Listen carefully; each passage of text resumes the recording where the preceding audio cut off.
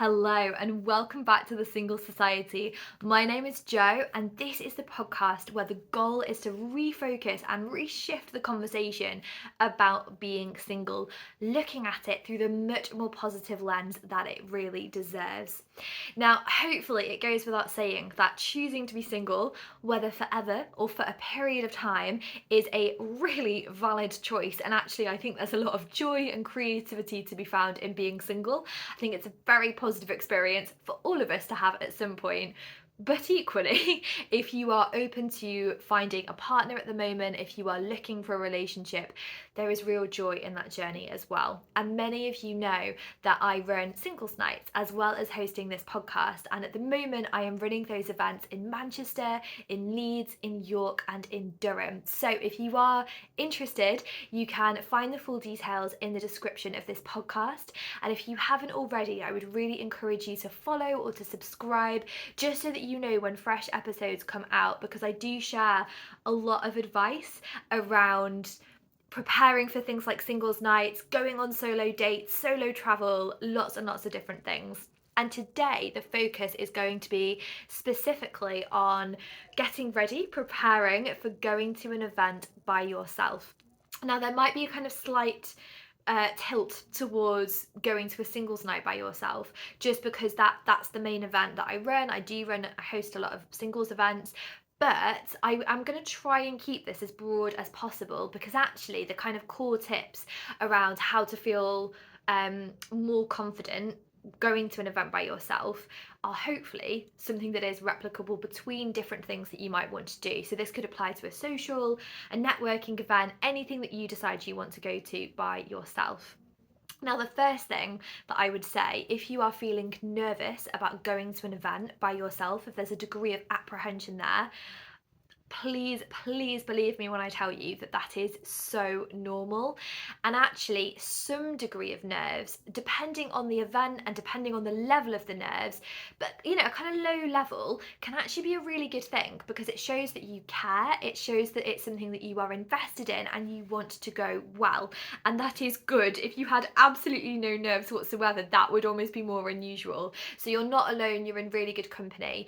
And particularly with something like a singles night, it's very much the norm to feel a little bit nervous. And actually, I think that in itself can be a bonding thing. And knowing that in that first kind of like half an hour or so, everyone's feeling the same way. Everyone's in the same boat. Everybody is going to be kind, because everyone is hoping to, if nothing else, make friends and make connections at the event. Now, I hope that this would apply for any event organizer, but certainly with myself, you can absolutely reach out and get in touch if there are things that you think are going to be necessary in order to make accommodations. So that could be, for example, you get to the event a little bit early. So you come early, you meet me or you meet whoever is hosting on the night, get to know us a little bit. And it just kind of ticks off some of those things that you might be nervous about. So if you're going to a brand new space, for example, we can show you where the bar is, where the bathroom is, all those kind of things, just sort of get your bearings a little bit, and you can get to know us. So you've got at least one person, obviously we as hosts are there to look after you through the whole night. You've got at least one person kind of on your side, knows how you're feeling and will help to look after you. Now, obviously that might be slightly different for different events, but I would say that should be normal. You should always be able to reach out. And included in the description of this podcast, I will put my email as well. So it's my.singles.society@gmail.com. I'll pop that into the description. And if you are wanting to come to an event but you're feeling nervous, firstly, know that it's normal. But secondly, please feel free to get in touch and we can make any adjustments for you.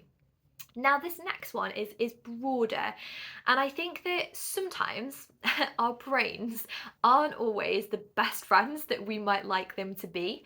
So I would really encourage you to try and think about a time when you have previously succeeded in something that was scary. When have you done something that was challenging, that was difficult, and you managed to do it? So that could be anything from speaking in public for the first time. It could be going into a cave. That's something that I'm personally really scared of.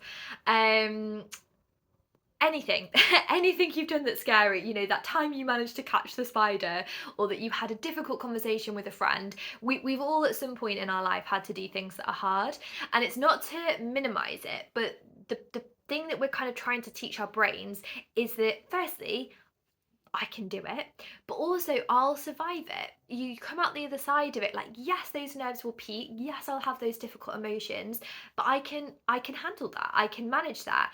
And it's important to do things around that that make those things easier. I'm not saying, oh, just, be fine, just sit in the difficult emotions. It's knowing that they're going to come up and that you're going to be able to get through it. But I do think it's really important that you do things before, during, and after the event to kind of protect your well-being and to look after yourself.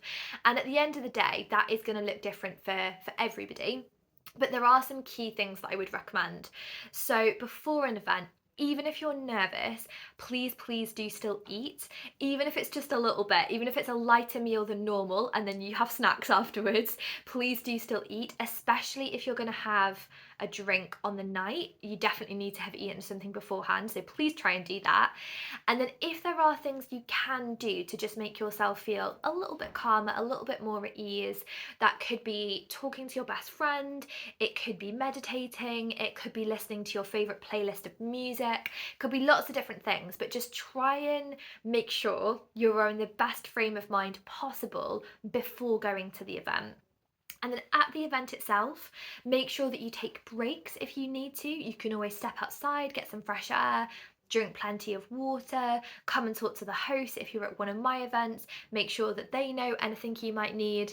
And then afterwards, similarly, make sure you've got that time to de escalate, relax, process everything. Even if you've had the best night, which obviously I really very much hope that you do, there's still the reality that you've been in quite a busy space, you've met a lot of new people, and so you just take that time to reflect, to journal, to process everything that has happened. That can be hugely beneficial. And as part of that, lean into your support network, allow people to help you, tell friends and family that you're going, check in, make sure you feel supported, because it is a really brave thing to show up to something by yourself. But it's like anything, the more you do it, the easier it gets over time. So if you are curious about coming to a singles night, you can find all the details of the ones that I run, link below. And as I say, please reach out and get in touch. If we can make accommodations to make it easier for you, we absolutely will do. And I can't wait to welcome you to an event soon, or see you in the next podcast episode. Bye for now.